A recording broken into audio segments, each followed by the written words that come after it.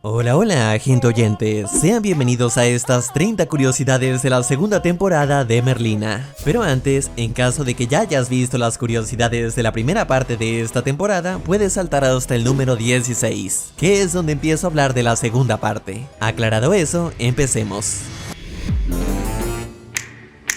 Tim Burton regresa para dirigir algunos episodios de esta temporada. De los 8 con los que cuenta, él dirigió el primero, el cuarto, el séptimo y el octavo. Además, también prestó su voz al loro grosero que insulta al tío Lucas. Excuse me?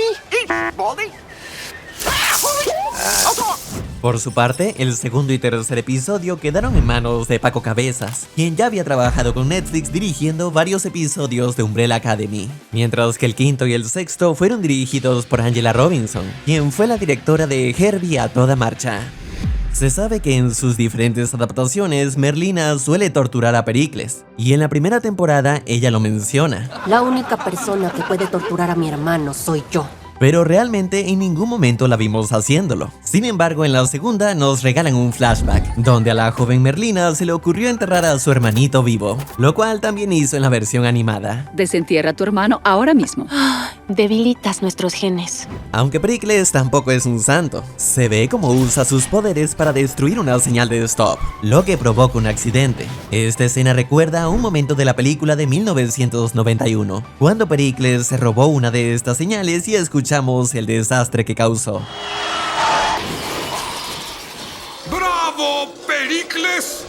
El dormitorio de Merlina tiene algunas referencias a las viñetas clásicas de Charles Addams, como el mural de dinosaurio y el dibujo de un pulpo en su cama, detalle que también se vio en la adaptación de los años 90. También hay una pequeña guillotina, cuya función es decapitar muñecas. Además, Merlina tiene esta peculiar costumbre de dormir y hasta de quedarse inconsciente con los brazos cruzados, imitando la pose de un cadáver, tal como lo hacía su versión de los 90. Cuando Merlina pasa por la seguridad del aeropuerto y deja todos sus objetos de metal para nada sospechosos, otro agente comenta que deben revisarle la mochila. Este señor resulta ser Alfred Gough, uno de los creadores del programa, haciendo un pequeño cameo. Y si de cameos hablamos, hay que mencionar al desollador de Kansas City, interpretado por Haley Joel Osment, a quien muchos recordarán mejor como el niño del sexto sentido, o el de la película Inteligencia Artificial. Y recientemente también apareció en la secuela de Happy Gilmore. Ajax cuenta la historia de un niño con un corazón mecánico, una secuencia que tardó meses en realizarse, ya que fue hecha en stop motion, con un trabajo artesanal minucioso, donde se diseñaron y construyeron los materiales necesarios para lograr ese estilo maravillosamente macabro tan característico de Tim Burton. Las últimas palabras de Xavier en la primera temporada fueron: Oye, ¿vas a volver el próximo semestre? Sí, no, tal vez. Lo cual resulta trágicamente irónico porque quien no regresaría sería él. Todo ocurrió después de las acusaciones de conductas inapropiadas que el actor enfrentó en 2023. Él aseguró que eran falsas, pero su imagen quedó marcada, y esta segunda temporada ya no cuenta con él. Aunque cabe mencionar que dentro del universo no se hicieron los locos, su ausencia es explicada. Se comenta que como Xavier fue falsamente acusado, su padre decidió sacarlo de la academia. ¿Xavier no volverá este año? Se fue a la Academia Reichenbach en Suiza. Aún así, para quienes querían ver a Merlina y Xavier juntos, todavía hay un pequeño consuelo. Resulta que ambos actores compartieron pantalla en un drama romántico estrenado en 2024. Aunque eso sí, la película se grabó antes de que surgiera la polémica. En la versión de los 90 se vio a Dedos ayudando a Homero con sus tiros de golf, y en esta temporada hay un momento en el que se muestra que este Dedos también lo hace, aunque no tiene tanta suerte. ¡Perdón, amigo! Otra referencia noventera la encontramos en el discurso de Merlina en el primer episodio, donde dice lo siguiente: And we shall gladly feast on those who would subdue us. aludiendo al credo de la familia Addams, el cual fue mencionado en la adaptación del 91. And our credo, we gladly feast on those who would subdue us. En esta temporada los padres de Merlina tienen más presencia y se alojan en una cabaña muy pintoresca, cuyo interior tiene un rosa bastante predominante. ¿Quién decoró esta cabaña? Un detalle que en realidad no estaría tan alejado de la familia Addams, ya que en la serie de los 60 las paredes también eran de color rosa. Esto se debía a que al final todo se vería en blanco y negro, y lo importante era que los colores ofrecieran un buen contraste. Además, vale la pena mencionar que varios objetos dentro de la cabaña Merlina fueron elegidos como un homenaje directo a la serie. Por ejemplo, la tortuga disecada, el oso cerca de las escaleras, una doncella de hierro y estas sillas que son similares a las que usaba Morticia. Por otro lado, notamos unas cabezas reducidas que tienen como decoración. ¿Se te hace familiar esta? Bueno, resulta que está inspirada en el actor Luis Guzmán. Escanearon su cabeza y fabricaron una réplica en versión reducida. Sí, tan creepy como suena. Dedo se emborracha porque olvidaron su cumpleaños. Y por supuesto, Enid no puede evitar preguntarse cómo lo hace. ¿Y cómo puedes? Sabes que no importa. Bueno, puede que haya una respuesta. Y es que en las películas animadas se nos mostró a Dedos bebiendo a través de su pulgar. Aunque hay que decir que ese Dedos era zurdo. Así que quién sabe si este tiene otros métodos. Por ahora vamos a suponer que simplemente se baña en alcohol y absorbe el líquido por su piel. Los momentos finales de la primera temporada revelaron que alguien estaba acosando a Merlina, y ahora aquí descubrimos que la acosadora era otra estudiante llamada Agnes, quien hará lo que sea necesario para ganarse la atención de Merlina, incluso si eso significa secuestrar a Enid. ¿Qué tal si te regreso el favor? Mete tus garras, Barbie arcoíris. A pesar de su papel inicialmente antagónico, esta pequeña excéntrica y encantadoramente desquiciada termina convirtiéndose en una pieza clave del equipo de Merlina, ya que sus poderes de invisibilidad resultan bastante útiles para la investigación. Ella está tan obsesionada con Merlina que incluso imita su peinado, aunque con diferencias notables, como el tono intenso de su cabello y que su flequillo es un poco más corto y recto. Tim Burton aseguró que no querían que fuera una mini Merlina, por lo que no tener el mismo color de cabello era importante. Hay algo en el cabello rojo que lo vuelve un poco más inquietante, y la actriz con sus ojos grandes y expresivos logra transmitir un comportamiento psicótico absoluto que ha fascinado a muchos, y algunos hasta la comparan con la muñeca Annabelle. En el tercer episodio vemos que Merlina y los demás llegan a un campamento, tal y como ocurre en la secuela de los 90. Además, cuando Merlina ve a su madre conviviendo con la naturaleza, comenta lo siguiente. ¿Y ella qué hace aquí? Su idea de naturaleza es decapitar rosas en el invernadero. Algo que hemos visto hacer a Morticia en varias adaptaciones. Ese contraste entre madre e hija no se queda solo en comentarios sarcásticos. La tensión llega al punto de que deben enfrentarse en un duelo a ciegas. Jenna Ortega ya había recibido entrenamiento en esgrima para la primera temporada, pero sin duda la más experimentada era Catherine Zeta-Jones. Y es que la actriz ya había recibido un intenso entrenamiento con espadas gracias a sus papeles en las películas El Zorro. Toda la escena del investigador privado siendo perseguido por una bandada de cuervos evoca a la película de Alfred Hitchcock, Los pájaros, un clásico del cine de terror y suspenso. Y hablando de clásicos del género, en el episodio del campamento, el zombie con el hacha recuerda al Resplandor. Here's Johnny. La escena es aún más curiosa si recordamos que en la versión animada a Homero se le vio justamente con el libro del Resplandor. Al final, el zombie es capturado a tiempo y se lo llevan al puro estilo de Hannibal Lecter en El silencio de los inocentes. Si en esta segunda temporada notaste que Largo se veía un poco distinto, no es tu imaginación, cambiaron al actor. En la primera lo interpretaba George Burcia, pero ahora el papel está en manos de Jonas Sotamo, más conocido por ser quien ha interpretado a Chewbacca en las últimas películas de Star Wars. Y sí, es altísimo, mide 2,11 metros. Por otro lado, la abuela de Merlina también tiene su propio Largo en versión femenina, aunque en realidad la llaman Varicoso. El personaje es interpretado por Liv Spencer, quien ya había trabajado en otro proyecto con Jenna Ortega y con Tim Burton como director. Hablamos de la secuela de Beetlejuice, donde interpretó a Olga. Cuando arrestan al tío Lucas, lo vemos en la bañera cantando y jugando con unos patitos, algo que puede recordar a esta escena de su versión animada. Más adelante, cuando lo están ingresando en el hospital, el propio tío Lucas pronuncia su nombre y lo asocia con algo. ¿Cuál es su nombre real? Oh, nada más Lucas. Como locura. El detalle es que como su nombre varía según el idioma o el doblaje, esa asociación cambia en cada adaptación. Aquí algunos ejemplos. Bueno, solo fétido como el olor de un cadáver. It's just faster. Like an open wound? É só Chico mesmo. Não Francisco. Oh, nada más Lucas. Como locura. En esta temporada vuelve Christina Ricci, la Merlina de los 90, aunque con un nuevo look que recuerda más al hijo de Chucky. Pero bueno, aquí comparte nuevamente escenas con el más papucho de la serie, Tyler, quien al final aprovecha la oportunidad para vengarse de ella. Aunque puede que este no sea el final de su personaje, ya que los creadores afirmaron que a pesar de que parece que Tyler acabó con ella, aún es posible que regrese. Así es, en esta serie nadie está oficialmente muerto, siempre hay una manera de volver. Pasando a otra pelirroja, notamos que cuando Isadora visita el hospital psiquiátrico, toca en el piano la canción Zombie de The Cranberries, por lo que resulta más que apropiado que con esta canción de fondo, el zombie se libere y comience a desatar el caos. Y durante esa huida hay un momento en el que el zombie se queda observando a dedos como si lo conociera, algo que terminaría cobrando sentido más adelante. La mujer a la que Merlina ayudó a escapar de las instalaciones resultó ser nada menos que la madre de Tyler, François, quien estaba registrada como la paciente 1938, un guiño directo al año en que se publicaron por primera vez las viñetas de la familia Addams. Una referencia similar la vimos también en la primera temporada, en los últimos dígitos el número de teléfono que Dedos tenía escrito. Y siguiendo con referencias clásicas, en un punto nos enteramos que Morticia escribe novelas en secreto, usando el seudónimo Barbara Jean Day. ¿Desde hace cuánto escribes, Barbara Jean? El cual no fue elegido al azar. Resulta que ese era el nombre de la primera esposa de Charles Addams, el creador de la familia.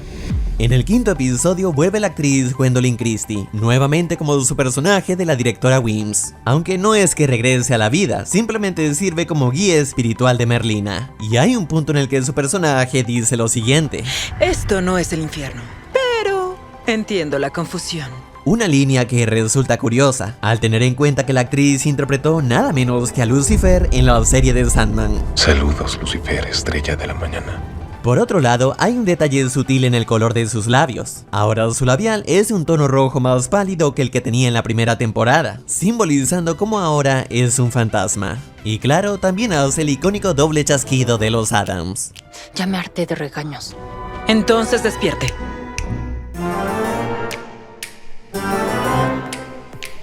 En la primera mitad de la temporada, Merlina estuvo resolviendo una serie de asesinatos cometidos por alguien que andaba por ahí con una túnica oscura, muy al estilo de Ghostface, el icónico antagonista de la saga Scream. Y no fue sino hasta el episodio 4 cuando finalmente se reveló quién estaba detrás de todo, nada menos que Judy Stonehurst, interpretada por Heather Matarazzo. Lo más curioso es que tanto Jenna Ortega como ella se conocieron en la película Scream de 2022, donde ambas participaron. Ahora, si nos adentramos un poco en el personaje de Judy, notamos un detalle curioso. Decoró su oficina del hospital con temática de gatos. Esto para desviar sospechas sobre su verdadera afinidad con las aves. Pero cuando nos muestran su casa, allí no hay engaño. Cuenta con muchas decoraciones de aves. Cuando vemos el altar del Día de Muertos, entre las fotos se ve a alguien que se parece muchísimo al tío Cosa. Pero tranquilos, que no es el tío Cosa que todos conocemos, sino Iggy Cosa, un personaje del que habló el tío Lucas en la primera temporada, quien resulta que fue un gran aliado del fundador de la academia. Aquí está. Iggy fue la mano derecha de Faulkner. Al igual que ocurrió con la primera temporada, los títulos de todos los episodios de esta segunda temporada cuentan con la palabra wow, haciendo un guiño a la línea del poema que inspiró el nombre de Wednesday. Her name comes from a line from my favorite nursery rhyme. Wednesday's child is full of woe. Y de wow pasamos a Poe. Resulta que en la camioneta de bebidas encontramos varias referencias al maestro del terror. Para empezar, el negocio se llama The Telltale Coffee, en alusión al corazón delator. Y los nombres de las bebidas también rinden homenaje a varios de sus relatos, como los crímenes de la calle Morse, la caída de la casa Usher, el gato negro y Hop Frog. En esta segunda temporada, Jenna Ortega ascendió al papel de productora, lo que le dio mayor poder para influir en ciertas decisiones de la serie. Entre sus prioridades estaba que la historia se enfocara más en el terror, y no en la vida amorosa de Merlina. Y es que en la primera temporada, su personaje estuvo en un triángulo amoroso entre Xavier y Tyler, algo que la propia actriz confesó que para ella no tenía sentido. Por eso, en esta nueva temporada, decidieron dejar de lado cualquier interés romántico para Merlina. Aunque sí se menciona la posibilidad de que ella todavía conserve algún sentimiento hacia Tyler. ¿Usted siente algo por él? Odio a Tyler. El odio es un sentimiento, señorita Addams. Igual que el miedo, la preocupación y el amor. Y para los que se pregunten por el chip entre Enid y Merlina, ya tenemos respuesta oficial. Eso sí, los creadores fueron bastante diplomáticos. Contaron que la serie busca explorar la amistad femenina y el contraste entre dos chicas muy diferentes que se complementan. Así que para ellos simplemente son muy buenas amigas. Pero también dejaron claro que los fans son libres de interpretar las cosas como quieran. El episodio 6 arranca de una forma tan extraña como divertida, con una Merlina super colorida bailando al ritmo de Boombayah de Blackpink. Pero claro, lo que en realidad está pasando es que Enid y Merlina han intercambiado de cuerpos accidentalmente, al más puro estilo de Freaky Friday.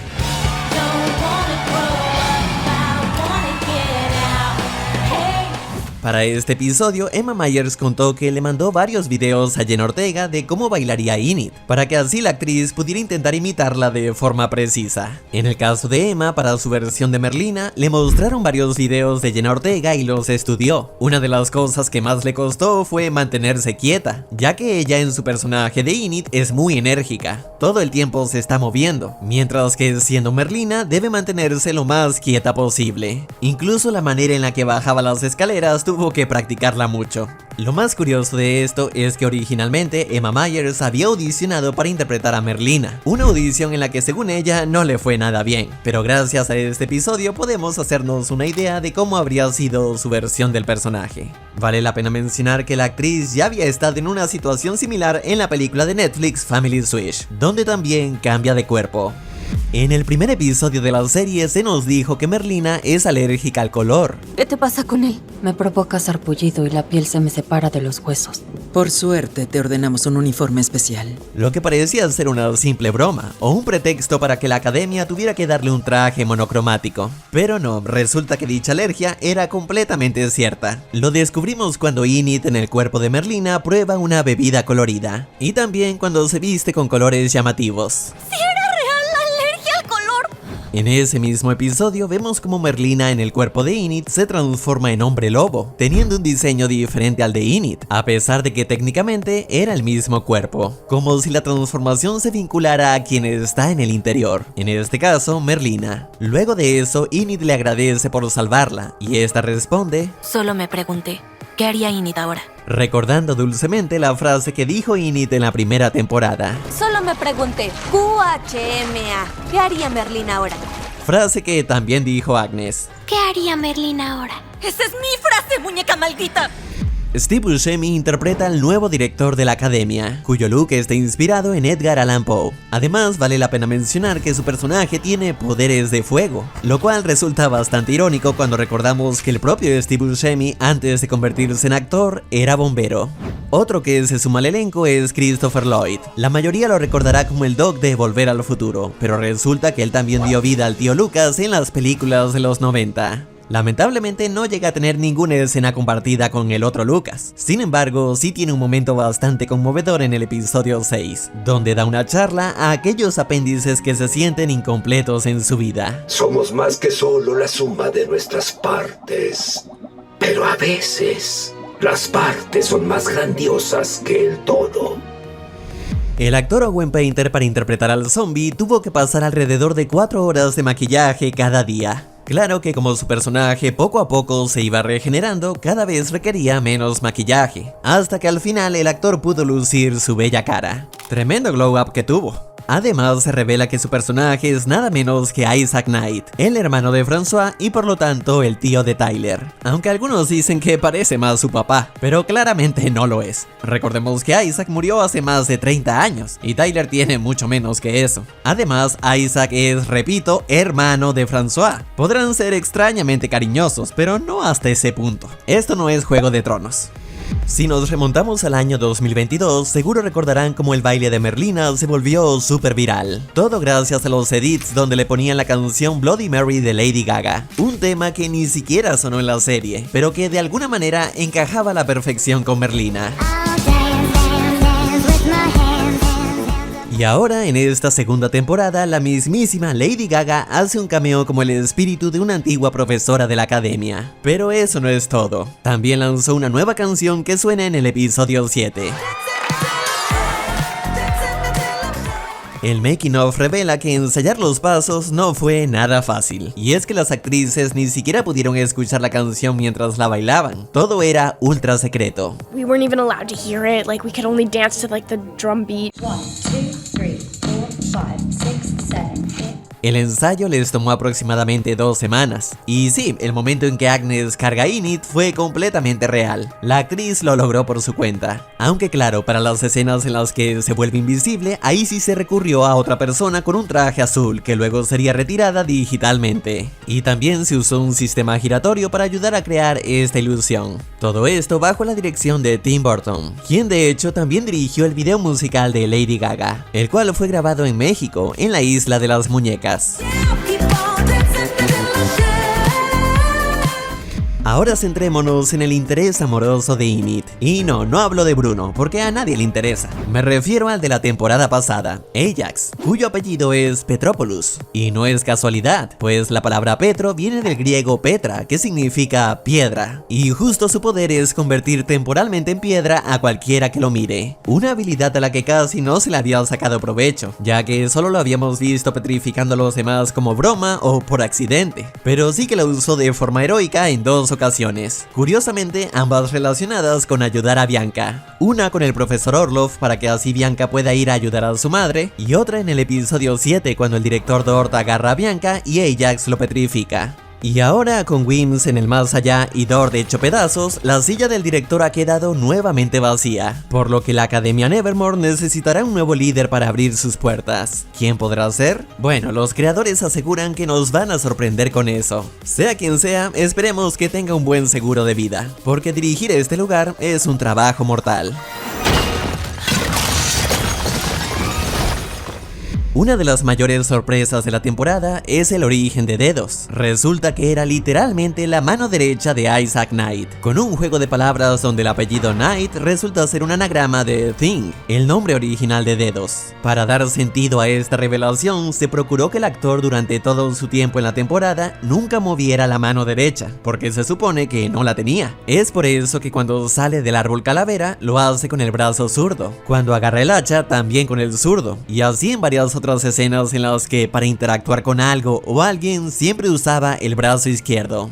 Aunque sí que hay un momento cuando habla con Eugene en el que hace un gesto como de silencio con su supuesta mano derecha, y el dedo parece moverse ligeramente. Pero vamos a decir que era la tierra que tenía el guante.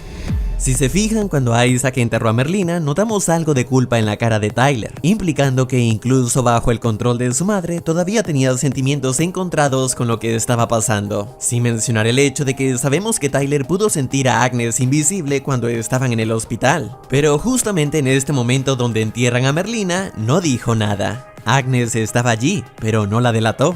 ¿Es acaso un error? ¿Una conveniencia de guión? ¿O acaso Tyler sabía que Agnes podría buscar la ayuda necesaria para liberar a Merlina, y por eso prefirió no delatarla? Es algo que queda abierto a la interpretación, pero sin duda alimenta la posibilidad de la redención de Tyler. Y esto se complementa cerca del final. Cuando Merlina va a rescatar a Pericles, se encuentra con un Tyler amarrado, y él le pide que acabe con su vida. Pero Merlina, en vez de hacerle caso, lo libera. ¿Por qué? Fallé. Sabemos que Merlina no fallaría, así que ¿por qué tomó esa decisión? Los creadores obviamente tienen su opinión al respecto. Millar dijo, no creo que ni ella misma sepa por qué lo hizo. Mientras que Gog explica que hay razones estratégicas por las cuales liberarlo, ya que le da la distracción que necesita para destruir todo el sistema y salvar a su hermano. Pero también opina que ella todavía ve algo en Tyler, tal vez una pequeña posibilidad de que se redima. La serie tiene un revoltijo con el tema de la línea de tiempo, y es que la primera temporada se ambientaba en el año de su estreno, 2022. Esto lo sabemos por varios detalles que aluden a eso, como la supuesta nota que dejó el forense, o el momento en que Merlina se pregunta qué pasó hace 32 años, refiriéndose a algo ocurrido en 1990. ¿Qué pasó en realidad esa noche de tormenta de hace 32 años? Ahora bien, para esta segunda temporada se supone que solo ha pasado un año desde los eventos anteriores. Marilyn Thornhill vivió aquí el año pasado. Así que debería desarrollarse en 2023. Pero no, resulta que la historia se sitúa en 2025. Lo sabemos por una fecha en un periódico y por la lápida del padre de Tyler. Así que parece que ahora debemos asumir que los eventos de la primera temporada ocurrieron en 2024, a menos que lo aclaren después. Pero bueno, habrá que ver en qué año ambientan la siguiente temporada, la cual ya está confirmada. Y aunque todavía no hay fecha de estreno oficial, los creadores prometieron que no tardarían tanto. Con suerte podría llegar entre finales de 2026 y mediados de 2027. Ya veremos cómo resulta. Mientras tanto, cuéntame, ¿cuál de todos fue tu momento favorito? ¿Qué cosas no te convencieron tanto? ¿Y qué te gustaría ver en la próxima temporada?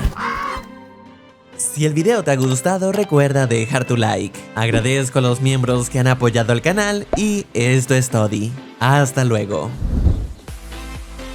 ¿Qué haría Merlín ahora?